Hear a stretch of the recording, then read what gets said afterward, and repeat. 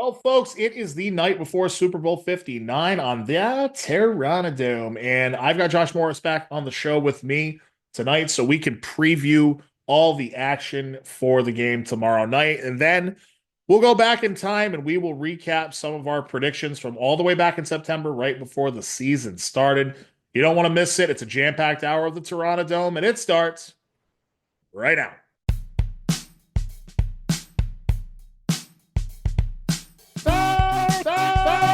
Terranadome. Minnesota was doomed from the start. I mean, this was a ass whooping. There's nothing short of that. It was a complete ass whooping. But I will tell you what, my friend, nobody circles the wagons like the Buffalo Bills. And it is time to get them back in the AFC Championship game. I believe that, listen, you're right about Derrick Henry, especially in cold weather. No one's going to want to tackle that guy. So it's going to be imperative for the Buffalo Bills to jump out early in this game and get a lead and force Lamar Jackson to have to play from behind. They can do that. They're going to win this game. Mention things that we love to hear, like we're getting the entitlement out of our team, and we're going to earn the opportunity to come into this building every day. I absolutely love that. One thing I will say for sure, yes, they definitely need to go and spend some friggin' money. They're going to have the most cap space in the league, and I'm going to kill them every week on this show until they spend money. Terranadome, and it starts right now. Well, folks, it is the eve, Super Bowl Eve. It is the night, 'twas the night before Super Bowl 59, and all through the house, Patrick Mahomes got touched by a mouse, and the mouse got flagged for 15 yards. Welcome into the show, folks. It's the old Terranadome. My name is Scott, and for like the millionth time this season and every single time in the playoffs, Josh Morris is back on the show. How you doing today, bud? I'm doing well, sir. Thank you for having me once again. No, not a problem. Thank you so much for coming back on the show. All these, I listen, like I said, I truly appreciate it. That was an awful, "'twas the night before the Super Bowl" rhyme, I but liked it. it looked like you enjoyed it, so I did. I appreciate Anything that that. razzes on Patrick Mahomes right now, I'm with. Yeah, well, I know it's just going to make me look stupid tomorrow when he wins his third consecutive Super Bowl, but we'll talk about that later. So yeah, Josh, it's we got Super Bowl 59 coming up here tomorrow night, and it's a rematch of 2 years ago, if I'm not P7. mistaken. P7. Um, the one seed Kansas City Chiefs at fitted 15-2 in the regular season, the two seed Philadelphia Eagles at 14-3 in the regular season. Playoff roads, neither of them, well, I don't think that Philadelphia had that hard of a road to get here throughout the playoffs. The Chiefs could have, if one or two calls had been different in that game, could have easily lost to the Bills last week or 2 weeks ago. But that's neither here nor there. This is where we're at now. Currently, the spread, Kansas City is just a 1 point favorite, and the over-under is 48.5. I saw it as high as 49 on Sportsbook Rhode Island this morning, so that number is creeping up. It was originally 48. And Josh, to me, these are two teams that are pretty evenly matched across the board. I think, and we can go position by position here in just a second. This should be a good one, like we said last time we did a show. This is probably the best matchup for an X's and O's like football match, I would say. Not that anyone wants to see it, because no matter who wins this game, most people are going to have dysentery and extremely upset stomachs because nobody really likes either of these two teams at this point. Um, what do you make of this matchup here? And yeah, just what do you think? Yeah, I think you hit the nail on the head. We had mentioned it 2 weeks ago, or last Saturday, whatever it was, that this, I think, matchup wise, this should be a really good game. I don't see it getting out of hand either way. I think this game will be close right down to the end, which is kind of like if you're not a fan of either team, it's kind of what you want, right? Like you don't want like the Seahawks in Denver. I mean, you might have liked it because you hate Peyton Manning, Love but that. like for the Love most that. part, if you're not a fan of either one of those teams that you're watching, you want to be enthralled. You want it to be a good game. You don't want to blow out because then it's just like now I'm watching for the commercials, which over the last 5 years, 10 years have been garbage Sucked. anyway. Yep. So it's like, at that point, why am I watching? You know what I mean? So I think X and O's wise, these guys match up really well. And I really don't think I think 48 might actually go under. I think I I look at it like the Niners game last year, like 25-22, and that took to overtime where they scored 9 points in OT. Like I expect it to be a pretty back and forth battle with the defenses. Yeah, I agree with you. I still think I still see it somehow going over, despite the fact that these are two very talented defenses, very well coached defenses as well. Um, so the way I kind of see it going, I don't know. Do you want to go position by position now, or do you want to just tell me how you think this game's gonna go? We can go back and forth on that. No, let's go through the positions. Let's kind of lay it out. All right, so a lot of times you end up with the egg on your face in a situation like this. Like I saw a computer not computer a newspaper clipping for the 2004 NBA Finals just a few days ago, and they basically put the advantage Lakers on like every position, and then of course we know the Detroit Pistons won that series. So I'm just saying, not that that's going to happen here, but we'll start with the quarterbacks. I mean, I think this is probably the most obvious, actually the second most obvious one of the position groups. Clearly, Kansas City has the edge with Patrick Mahomes here. This is a guy that has already won three, and this will be what, his fifth Super Yeah. Bowl appearance in the Yeah. last 6 years. Yeah. Ridiculous what he's been able to accomplish. Doesn't even need the help of the refs, honestly, but here we are. So it's definitely, I think for me, it's definitely Mahomes. I'm pretty sure you're not going to disagree with me on that. Definitely not going to disagree at all. All right, so it's not no disrespect to Jalen Hurts, who actually played the best game of his entire career 2 years ago against the Chiefs in the Super Bowl. It's probably going to take that type of game from him again for them to I still think the Eagles have the better team on paper, but we'll keep going. Running back is clearly, obviously, Saquon Barkley over the combination of Kareem Hunt and Isaiah Pacheco. And we'll And I talk feel like Pacheco really hasn't been quote unquote 100%. Like even since he's got back, he just doesn't look like the same runner. No, yeah, I mean that was the guy that was probably the angriest runner in the league. Just violent the way he would, you know what I mean? And it's, I think didn't he have a broken bone in his leg or something? Like he hasn't looked right since he's come No, back. You're right. he really hasn't. And he was out for a while. Yeah, I think it was like 8 weeks because I think it was definitely had a broken bone in his leg. Hmm. That could be tentative or it could not be fully healed, which is my guess. Yeah. So you got that going on, but so yeah, so far they've been pretty obvious. Wide receivers, I guess, is more of a question, maybe because Kansas City might have more depth at the Yeah. position, but the top end talent that Philadelphia has with Devontae Smith and AJ Brown, I'm not sure that can be beaten by Xavier Worthy and Hollywood and the Debo. Hollywood's another one that I don't think has ever gotten fully entrenched because of how much time he missed. Hmm. DeAndre Hopkins, obviously not the same guy that he was.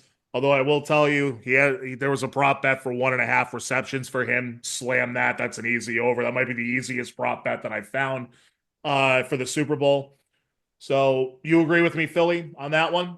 Yeah. So I think it would be more muddied if we total skill group the tight ends and receivers because Goddard's really good, and then you have Kelsey. So if you bunch those two groups together, it almost feels like a coin toss because you're not going to say Goddard's better than Kelsey, You're right? not going to. I would thought about making that argument, but honestly, I know that Kelsey looks slow and everything, but he's still just getting playoff time. He's still getting it done. And I Yeah. think he's going to have a big role in this game tomorrow. I think we all expect that. So, yeah, I'm with you. It's a coin toss if you group them together, but I have them. I just have them separated. I think KC has the edge there. So far we're 2-2.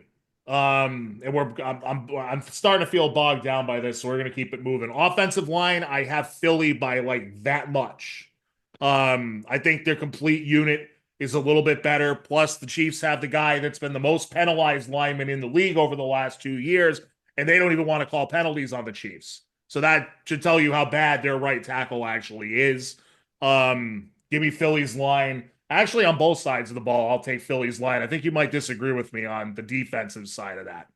No, I think Jalen Carter is a stud. He's a little younger than Chris Jones. Chris Jones is a game wrecker, no doubt, but I think the youth that Philadelphia like brought in after like the Fletcher Cox and stuff like that. After those guys were ushered out and they brought back this youth movement, I think they might have the edge. I think they're much better offensively. That offensive line is so big and so strong Yep. that I mean that's why Saquon Barkley can do what he does on top of his God-given talent. Like he has the talent, of course, and then that offensive line just they move people. They do so well up front. So Yeah, um, they do all I sorts think of both stunts and have the yeah, edge. yeah. It's all right. I didn't mean to cut you off there. No, no, you're good. I was just saying I think they have an edge in both, and I think it's definitely slight on the defensive line, but I think offensively it's a pretty wide margin in my opinion. Yeah, I would say I was gonna say, and when I accidentally cut you off there, that for my money, Philly easily has the best offensive line in the league. Mm. Patriots should really take notes on this game tomorrow night. Patriots, if you're paying attention, maybe you should watch what they do and look how they build an offensive line. And then your point on the defense for Philadelphia, they are so stacked at all three levels of the defense. They to your point, they bring in a bunch of younger kids and their turnover. They've nailed so many of these picks and so many of these trades. They're even missing one of their key guys, right? Nakobe Dean's out at this point, but you really haven't even noticed it these last two playoff games. So, what we're kind of getting around to is that Philly's kind of the more they easily to me they're the more talented team. I don't, but how much of a difference does it make having the quarterback? You know what I mean? Yeah, So and then coaching staff. true. Sirianni's kind of a boob. He does have very good coordinators. But you look at the Chiefs coaching staff and I mean, didn't want to give him Spagnuolo, his what? due early on, but Five-time Super Bowl champ?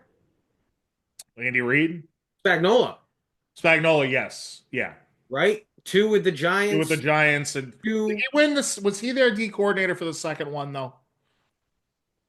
I thought he was. Yeah, Maybe he wasn't. He's at least three or four time Super Bowl champ, so he's done it. Andy Reid's done it. I mean, their coaching staff is just so at this point they've done it so many times that I'm pretty sure these two coordinators, Kellen Moore, right? He was not there 2 years ago. The no, defensive coordinator they fired last year. Vic Fangio, though, I'm pretty sure, was he with the Broncos when they won? So he's been there before. He's an older guy. So that might help them in this situation. But I think overall, coaching staff wise, the edge goes to Kansas City, which could I mean, you see coaches on this stage make mistakes all the time. absolutely. I mean, all you have to do is go back to a very young Sean McVay against the Patriots in their final Super Bowl victory 5 years ago, 6 years ago. Holy crap. And we've all seen the clip and heard the audio where he goes up to Bo Belichick and basically just kisses his ass and says, "Oh my God, it's such an honor to play against you."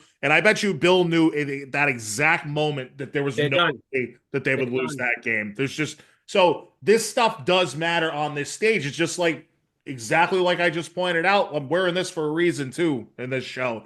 That it's just that gives you, especially when it's the coach and the quarterback, that's going to give you a big time advantage. I mean, on paper, St. Louis might have been the better team in that game. Or were they still in St. Louis then? Or no, that was their first year in LA, I think. But they were probably the better team on paper in that game, and it didn't matter. Oh yeah, absolutely. Yeah, and it just didn't matter. That was the best defensive performance of maybe any team in any Super Bowl ever. The Patriots pulled on that game. So yeah, you're absolutely right. And what I was going to say a minute ago is that Andy Reid, we used to give him crap for choking in the playoffs, and he just never had the quarterback that had the winning quotient. Like Donovan McNabb back when he started as a head coach in Philadelphia. Donovan McNabb was a great like in-game quarterback. He was a really good regular season quarterback. And what do you remember him for? Joking. Throwing up on the field against the Patriots in the Super Bowl. That's not a winning quotient. You can't. So Reed gets his guy, and now all of a sudden he's in that conversation. He may end up passing Belichick on the career wins list before it's all said and done. You have to tip your cap to him. So I think you're absolutely right about that. We've kind of gone over the rosters and the coaching staffs. How do you actually see this one playing out on the field? I'm gonna hand it over to you first on that.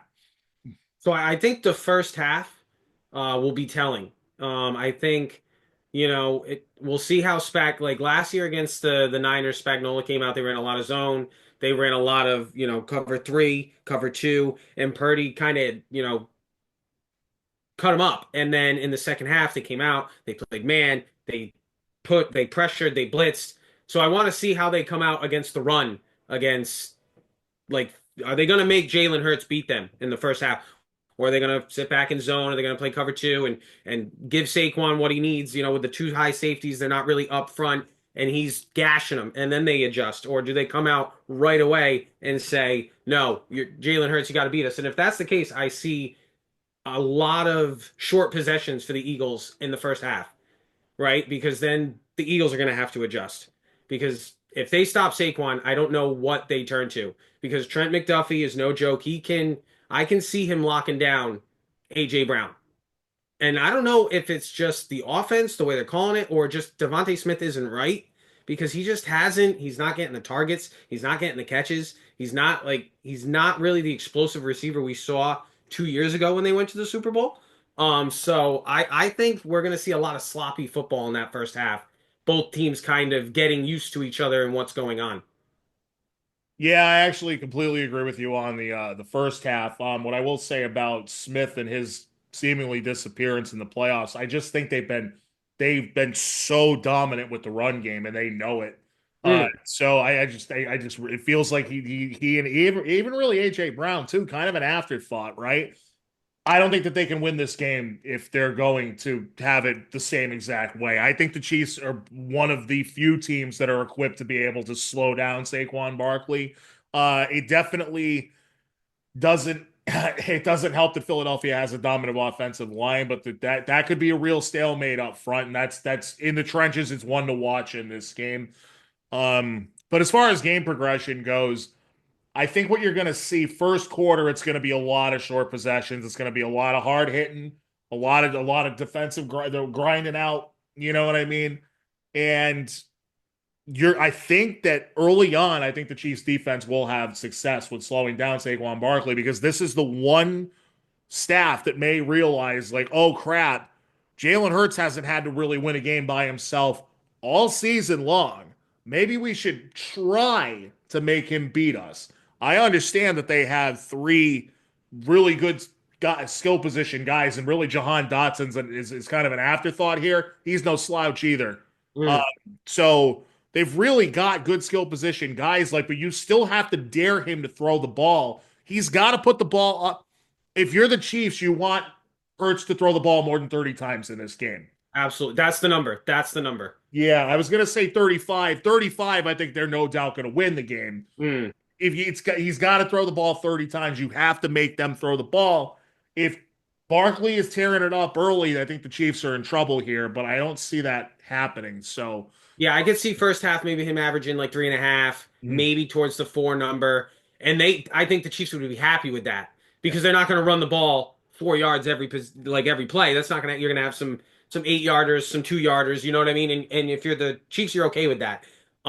It's you don't want him ripping off 20 yarders on you like that. That's gonna be what you're trying to avoid. You don't mind if he's averaging like 3, 4 yards a tote. Like you don't care.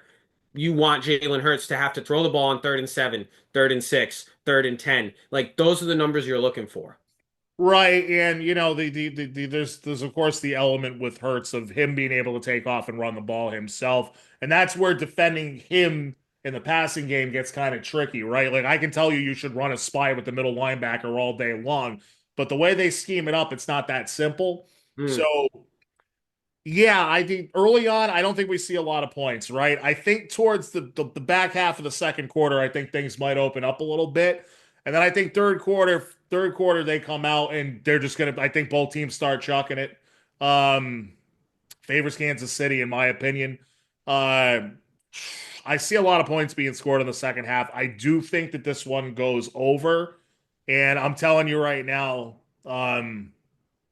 I hate to say it, but I think we're going to see the first three-peat in NFL history, and the stupid narrative is going to start about how Mahomes is better than Brady. Brady never did it 3 times in a row.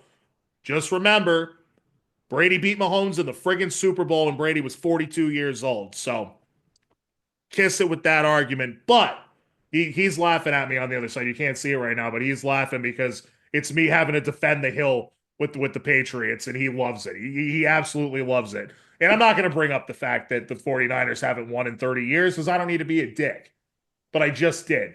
So see, that's how you round that around. But you round that about.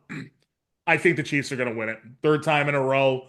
It might be ugly late in the game. They might have to, the call might come in and somebody might have to intervene late in the game. And I think it could get a little ugly because everybody's going to be watching. The whole world's going to be watching this.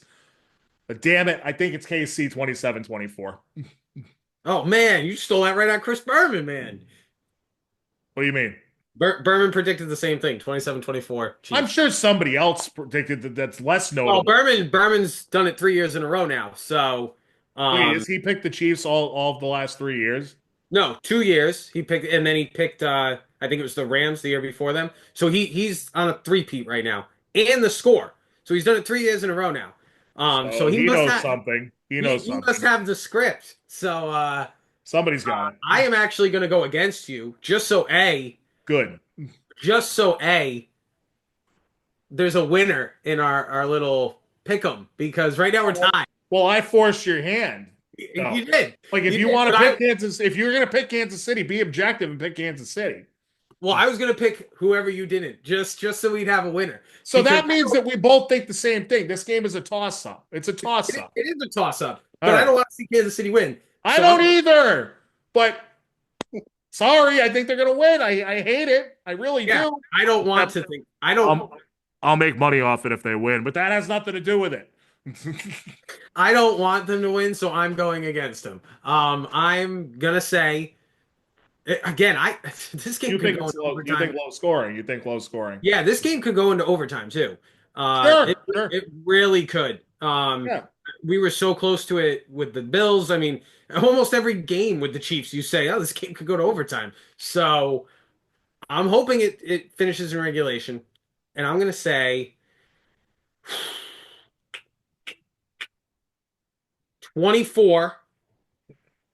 24-22 Eagles. A scoregami.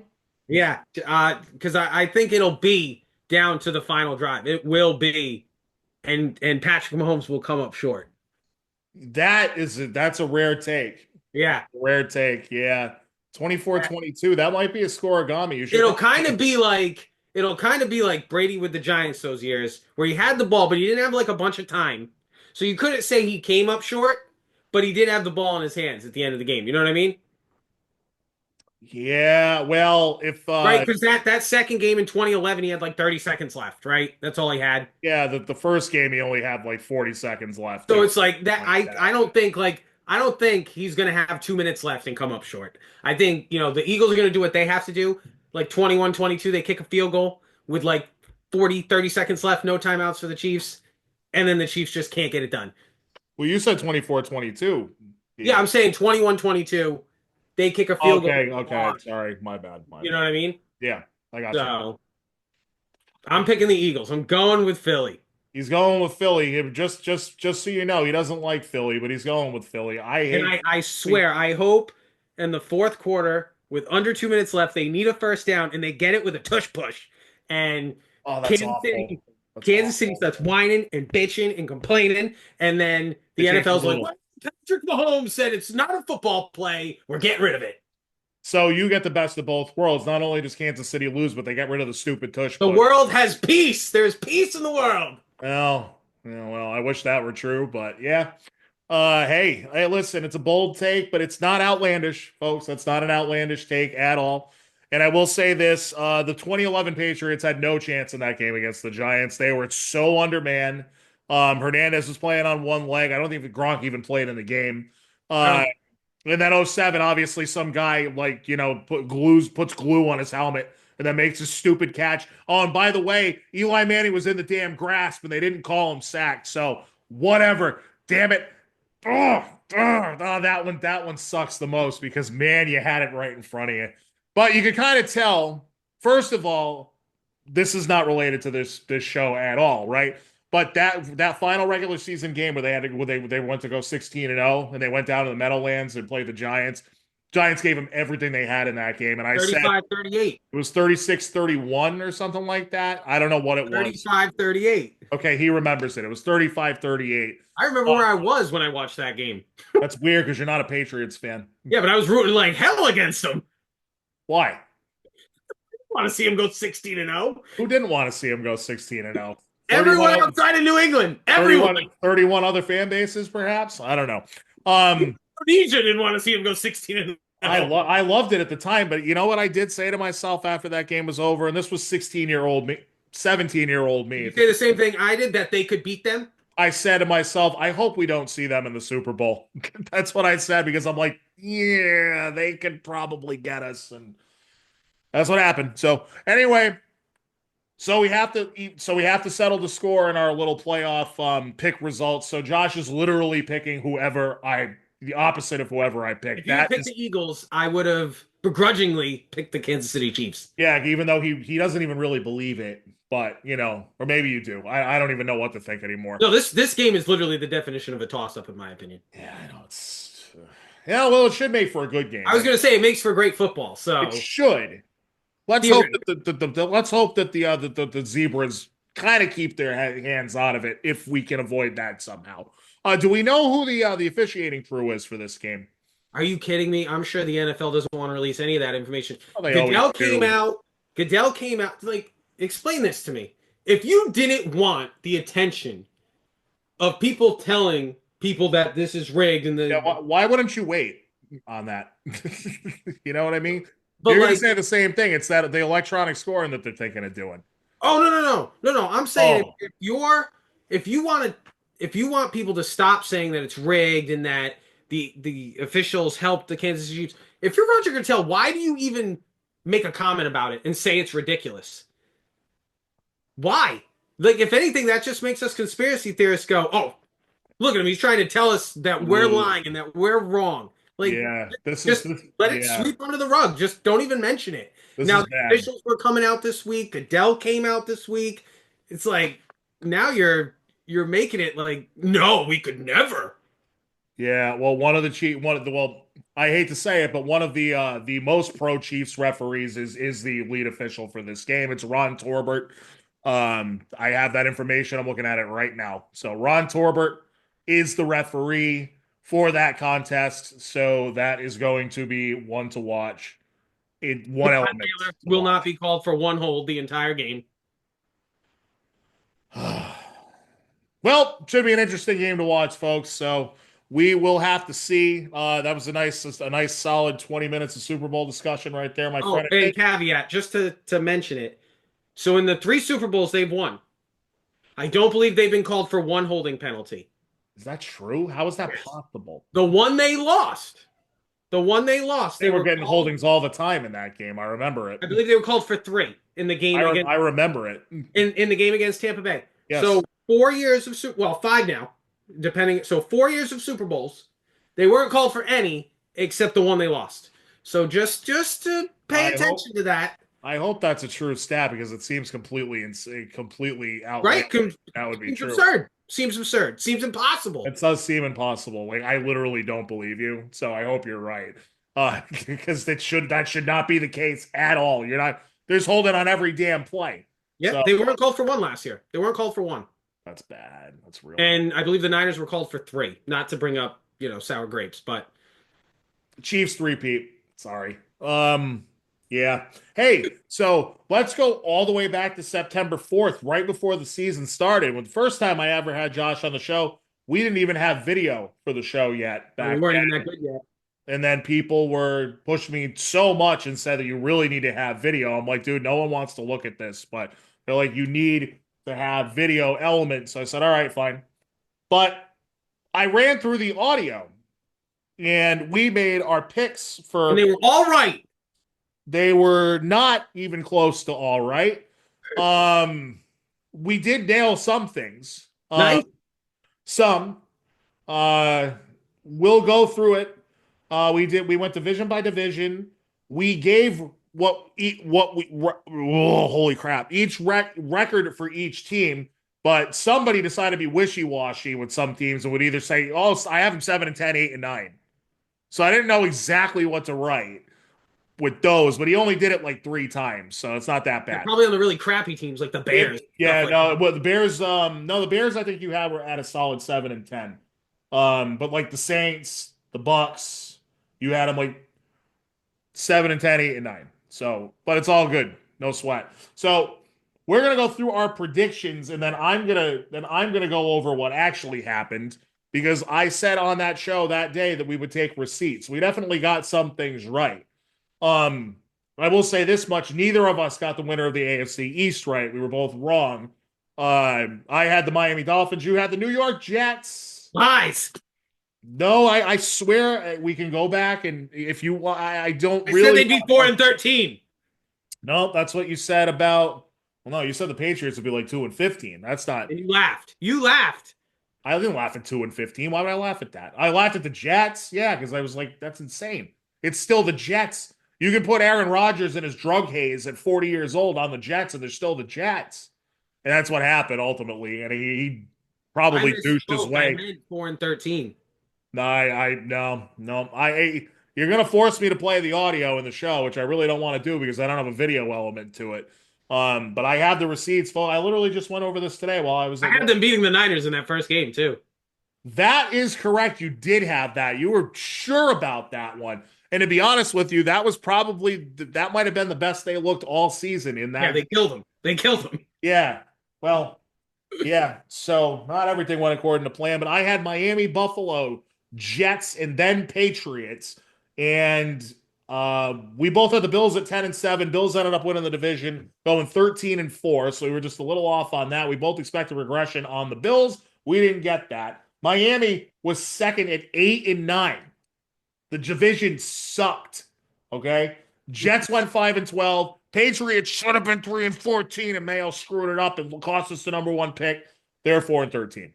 So, any comment? We both thought that Miami would be better by a lot. And Yeah, I mean, I think losing Tua for 5-6 weeks or whatever it was, they were playing with Tyler Huntley. So, that's true. I think that kind of right there. And then of course, I was baited by Aaron Rodgers, the old bait and switch. Yeah, well, that's not what that is, but it's okay. It's all right. No, listen, I get it. It was tantalizing, right? You thought, well, he's got all his guys, and it should still work, and The he's a talent on that quarterback. team is unreal. It really is. Yeah, it's a joke that they went 5 and 12. It really is. And of course, Rodgers turned into the GM, gets the coach fired, gets the offensive coordinator fired. The GM even got fired. Like just and the GM actually built a good team. So Very good team. it's completely insane what happened in the AFC East. At least we both could agree, and we knew right out the gate the Patriots were gonna suck, and they did. So let's keep it moving forward because we got a lot to get to here in a relatively short period of time. AFC North.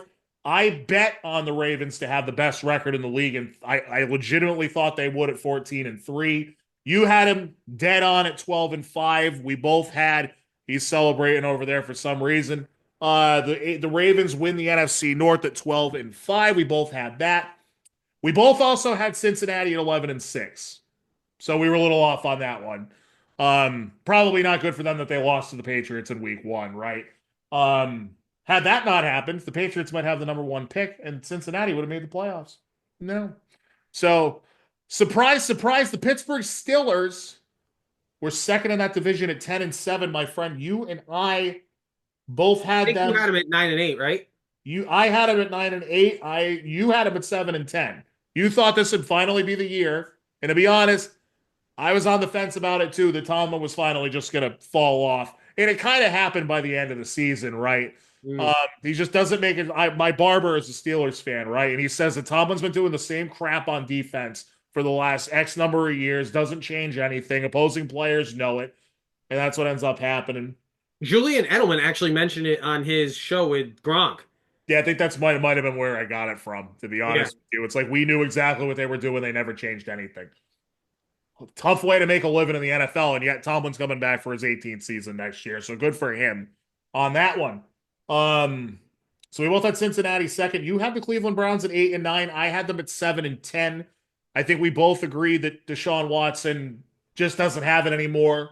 He certainly proved that. Then he got hurt again, and then after he got hurt, he re-ruptured that Achilles. So it almost seems like karma's a bitch for Deshaun Watson to me. But I could be wrong. Something about NFL players and massage parlors, man. I don't know. I don't get it. Do you want to comment on the North at all? Are you stoked that you got the Baltimore record exactly right? Is Yeah, that I'm pretty pumped about that. I think the Bengals, obviously, I think we would agree, very disappointing. You have, in my opinion, the guy who should have been the MVP, and then the guy who, if it isn't for Saquon Barkley, is the hands down offensive player of the year. So you have those two guys on your offense, but your defense can't stop a nosebleed. So super disappointing. I had mentioned on the show that I think Tyler should be fired, or Taylor, excuse me. He's not. He's coming back, so we'll see. But I think you could see another disappointing year next year if they don't fix the defense. Yeah, I don't think that's a stretch at all. Certainly, Bengals are one of those teams I've always thought that have been fun. You always kind of, sort of rooted for them a little bit just because you knew they were never really a threat to you. Um, I still feel that way about them. Their offense was plenty fun this year. Oh, absolutely, some of the best in football. I mean, I was talking to my buddies, and this is only like maybe the 11th time that someone's thrown for 40 touchdowns in a season, and he wasn't even like mentioned in the same breath as MVP because his team stunk. Yeah, no, it's true. And if the MVP award was a statistical based award only, then Burrow certainly would have won it. Hmm. Um, I don't think Josh Allen was the MVP either, but I think we want to save that. I think we're going to do that on the Monday show, where we can Sounds talk good. about this season long awards. That'll give us a little bit more content. So yeah, Cincy disappointing. Um, Cleveland not surprised. Pittsburgh better than we thought, but still not impressive. No, What because they ended the year on what, six straight losses or five straight losses. like So 5 out of 6 or something. Yeah, it's not great. So, AFC South, we both agreed was super boring. We both had Houston winning the division. We both expected Houston to get better, actually. But we both also mentioned the possibility of a sophomore slump for CJ Stroud's exactly what happened. So badly that they actually fired a good offensive coordinator. yeah, Not still much, super confused about that. very strange, but that's what they did. Um, just weird. They lost 2 of their 3 top receivers. It just doesn't make any sense. And their top receiver was out for 6 weeks, 2 or 5 weeks. But we both had them winning the division. We were both right. Um, I had Indianapolis at 9-8 in second place. My friend, you had the Jaguars at 9-8 in second place. Ugh. We both expected better from them though, because I had them at 8-9. So we both expected better from them. You had Indy at 7-10. I believe they ended up. Wait, I have it right in front of me. They ended up 8-9. So we're pretty much right there with Indy. And we both thought the Tennessee would suck. I had them at 5-12, and you almost hit the nail on the head, my friend. They were four. That you had them at 4-13, and they were 3-14. So, and we both you mentioned I at was, length in the show that Will Levis was not going to be the answer for them, and you were absolutely right on that. So, any comments on the AFC South? no, I again like we've talked about it at nauseum. I feel with Trevor Lawrence, like he could be a bust. Like, and I don't know how many more chances we're gonna give the kid. It's getting close. I would say it's gotta happen next year for him. Right now, they gave him an offensive guru type of coach, Mm. supposedly in Rhode Island native, Warwick, Rhode Island native, Liam Cohen, who seems like a dork, but also seems to know offense. So Duval. Duval. So we'll see. We'll see. But I think next year's it because that's 5 years. That's 5 years in the league. That's Yeah, they probably just it. paid him a massive amount of money. It's So, it's it's kind of crazy that they shelled that out before his rookie deal was up. That made no sense. mm. But kind of explains why the general manager finally got fired there, Trent Baalke. So, um, let's hit the AFC West real quick. We both had Kansas City at the top spot there. I was at 12-5. You were at 14-3. They ended up 15-2. A lot of close ones that could have easily lost, as we all know. I had Denver at 9-8 in second place in that division. Um, Pretty much spot on with the record, but I was wrong about the place. You had the Chargers, the San Diego Superchargers. Superchargers. Thank you. I'm gonna use that. I'm gonna ISO that because that was good. I'm gonna use that for later on. You were right. You said they'd have 10 wins. They even exceeded your expectations. The Chargers finished second in the AFC West at 11-6. Denver finishes third at 10-7. So we had two divisions in football that had three playoff teams from them. And then coming up way, way back in the rear was the Vegas Raiders, who you had at 6-11, and I had at 7-10. So they were even worse than we thought they would be. They lost. Yeah, and I think we both had spoken about how we thought they were going to play for Antonio Pierce. Like we thought they were going to, go balls to the walls for this guy, and it just did not happen. No, and they certainly have they had a talent problem too. They still have a talent problem. They really never got any real quarterback play at all. And Mm. Gardner Minshew got hurt midway through the season. Um, so they've got some work to do, and they still only have like the sixth pick in the draft. So Yeah, they're in a tough spot. didn't do them a lot of good, right? So good call on the Chargers. You want to take a victory lap on that real quick? No, no, I already took my lap pretty much like every week I was on. So Oh, that's true. Yeah, and I can consistently reminding me that I had them at 6-11 and bringing up the end of the AFC West. So I was definitely wrong. Did not give Jim Harbaugh the credit that he was supposed to get. We move to the NFC East. This is becoming a slog. Philadelphia 13-4 is what I had. They finished 14-3. They win the division. You have the Dallas Cowboys and Philadelphia both at 12-5. And you had Dallas beating Philly both times in the season series. That did not materialize, but of course, you got to pass on that one because Dak Prescott I think he got hurt in like week 5. So, or week 6 or something like I mean, that. you could argue they played better without him. I don't even, it's not even an argument. They absolutely played better without him. He looked horrendously bad for Yeah, those well, he games. got paid. He got paid. He got paid, and all of a sudden his arm got a whole lot more noodly, and the ball started hanging up a lot longer for people to pick it off. So I thought that was interesting. Um, so yeah, I think the most Dallas, interesting one here is the Skins. of course, it's the Washington Commanders, not Next year it'll be the Skins. Skins. It'll be the Skins next year. Oh, well, we can only hope. The Washington Commanders and Jaden Daniels blew anyone's expectations out of the water. They went 12-5, and they also made it to the NFC Championship game. And I even took the cheese at that point and picked them to win the NFC Championship game against a much better team. So, Lisi, I'll acknowledge when I screw up. It's okay. But yeah, 12-5, very impressive. That also ensured that my rookie of the year pick would be the correct one as well. So we'll get to that in a minute though. Dallas 7-10, but again, they really did play better without Dak. They were still in the playoff hunt with 2 weeks to go in the season. Hmm.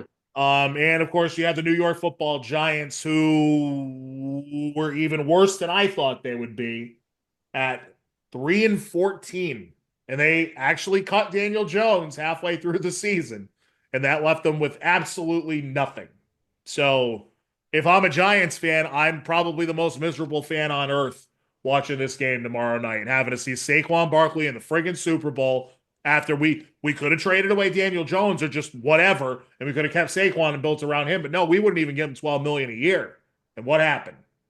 So I don't know. You got any comments on the NFC East? No, I mean, like I said, the Commanders. I don't think we gave. Skins. Huh? Skins. You just said. I don't think we gave Cliff Kingsbury his due. I don't think, like, obviously we knew Jaden was talented, but I don't think we expected that kind of maturation with Kingsbury and him together. And I mean, I'm surprised Kingsbury wasn't in the running for more offers this year. Very surprising. I definitely thought he would have, for sure, would have at least gotten some interviews. I guess he really, really screwed up at the end of the Arizona tenure there. I don't know, but another season like that from Daniels, and he will. Mm. But yeah, the kid plays with poise beyond his years. We're going to be talking about him for a long time. So, definitely impressive work there, and the fact that it really only took him really like 3 games to start like turning it on. Yeah, those first like that first quarter of the season, you could say he looked young. He's running more. He wasn't like really comfortable in the pocket. And then I think it was that Cincinnati game where he just like all of a sudden looked like a 10-year vet. Yeah, and I think I remember saying it multiple times on the show too, or just being like, if this kid keeps running this much, he's going to get himself killed. Yeah, And absolutely. he was running the ball 15 times a game, and so I wasn't wrong there. But all right, we're gonna keep it moving here. NFC North. Of course, Detroit wins that division at 15-2 and then gets one and done in the playoffs, courtesy of Jaden Daniels and Washington. Then you had Minnesota 14-3, Green Bay 11-6, Chicago 5-12, and only won one game after their bye week. They went 1-10 after their bye. And I believe it was a meaningless game at the very end of the season, like week 18, that they did win. So I think they lost 10 in a row coming out of the bye. What we both had Detroit winning the division. We both had Green Bay in second, and we got their record right, 11-6. We were both right about that. I know, right? What we both got one. Yeah. How about that? That doesn't happen often. And then I was real bullish on the Chicago Bears. I I had even made the comment that you were bullish on them. Yeah, you did. You were like, you're insane. That's not going to happen. But I went to 9-8 on the Chicago Bears, and at the time, you were 7-10, much more sensible. We both had Minnesota at 6-11.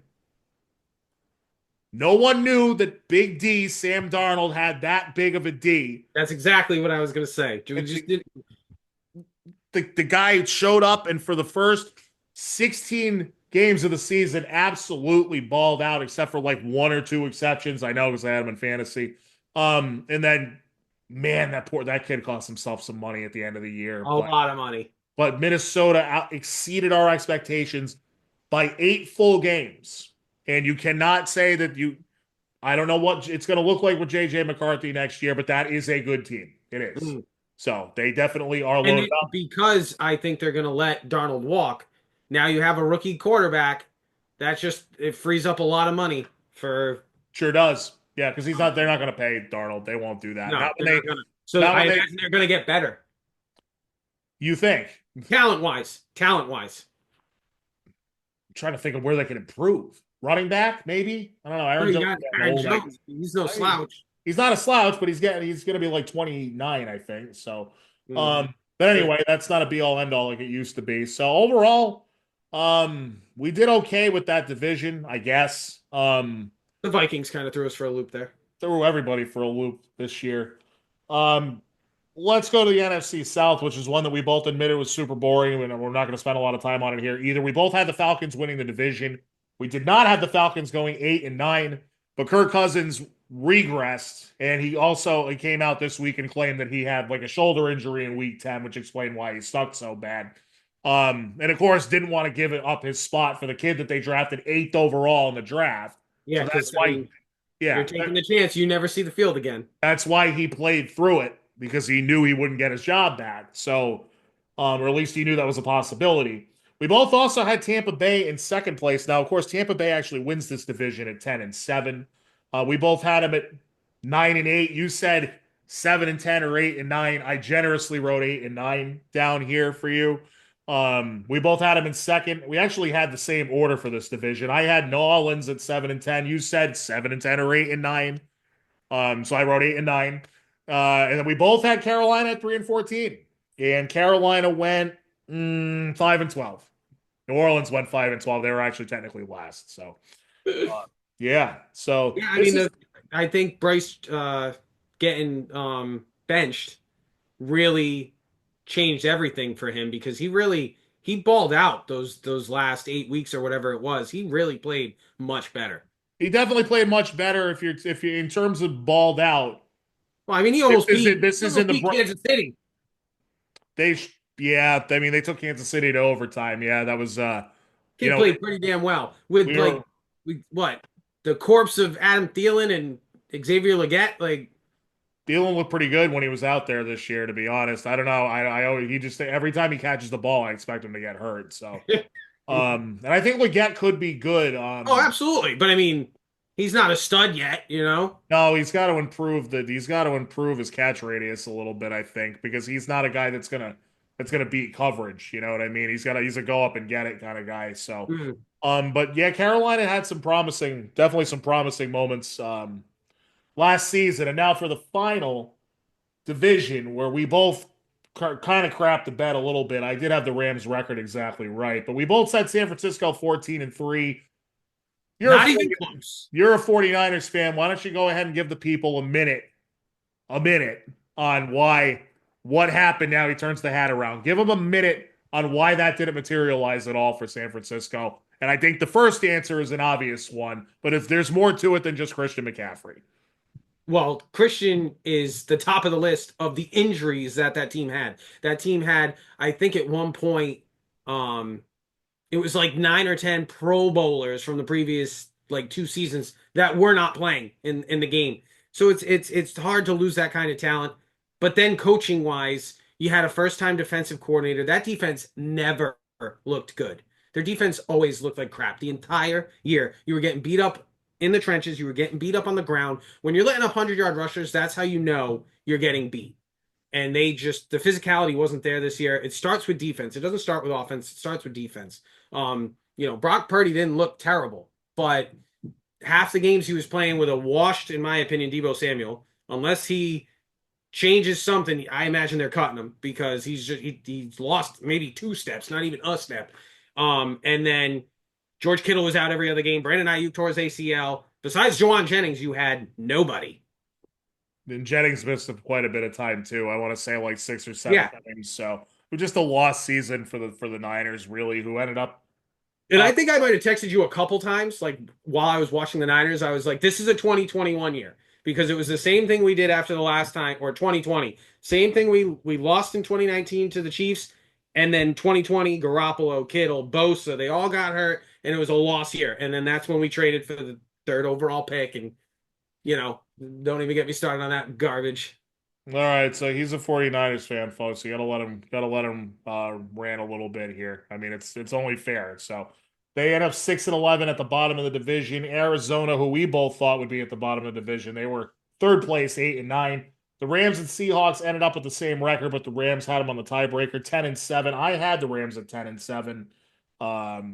You had the Seahawks at 9-8, so pretty close. This is kind of a slog a little bit though, so we're not gonna do any more time on this. We have some superlatives that we gotta get to, just a few more things.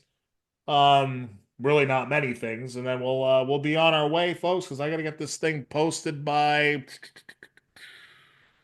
soon. So yeah, Super Bowl preview show. We already did the Super Bowl preview. I'm Scott. He's Josh. This is the Terranadome. So we had just a few more. MVP award, Offensive Rookie of the Year award. We were both wrong on MVP. Neither of us had Josh Allen In the conversation. because as it turns out, that was the most overrated player survey had just come out that week, and Josh Allen was voted the most overrated player in the league by his peers. So that's what we went with.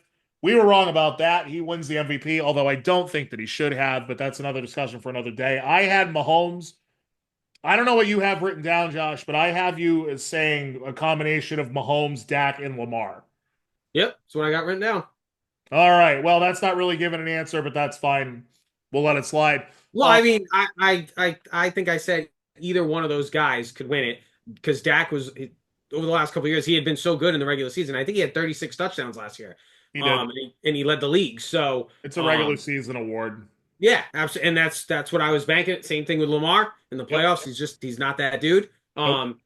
And he was coming off of an MVP season, and you could have argued that he was rightfully the MVP. Again, I think it was, Joe Burrow, but according to the voters, it's the guy that brought the most value to the team. Right. And I think you could argue that it was Josh Allen, but we'll do that Monday.